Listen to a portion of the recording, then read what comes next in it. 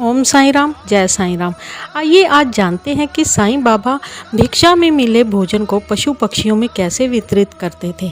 साईं बाबा भिक्षा इसलिए नहीं मांगते थे कि उन्हें भोजन की कमी थी, बल्कि इसलिए कि भोजन का प्रवाह बना रहे और कोई भी जीव भूखा ना रहे। उनके लिए भिक्षा अहंकार तोड़ने और करुणा जगाने का साधन थी। जब बाबा भिक्षा लेकर द्वारका माई आते तब वह सबसे पहले कुत्ते, बिल्लियों, गायों, पक्षियों को याद करते। कई बार अपना भोजन पहले ही पशुओं को दे देते, स्वयं बाद में ही खाते थे, या कई बार तो खाते ही नहीं थे। वे कहते थे, इन्हें पहले दो, ये बोल नहीं सकते। साईं बाबा कुत्तों से विशेष प्रेम करते थे।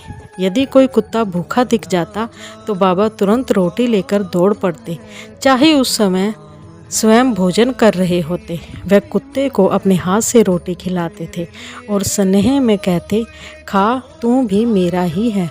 यह केवल दया नहीं, आत्मदृष्टि थी। साईं बाबा रोटी के टुकड़े, चावल, अनाज द्वारका माई के बाहर पक्षियों के लिए बिखेर देते। वे कहते थे, इनका भी अधिकार है। उनके लिए पक्षी स्वतंत्र आत्माएं और पशु मौन साधक थे।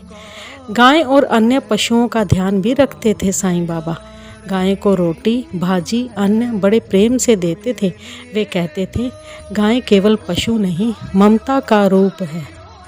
भक्तों के लिए मौन उपदेश थे साईं बाबा।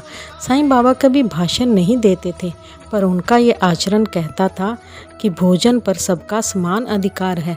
मानव सर्वोच्च नहीं, सहयात्री है। जो बांटता है वही पाता है।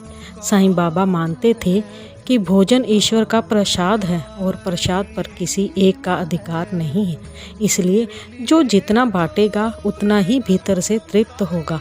साईं बाबा की इस लीला से हमें ये सीख मिलती है कि खाने से पहले किसी भूखे को याद करो, पशु पक्षियों के लिए थोड़ा अन्न अलग रखो, करुणा को आदत बनाओ। यही साईं मार्ग है।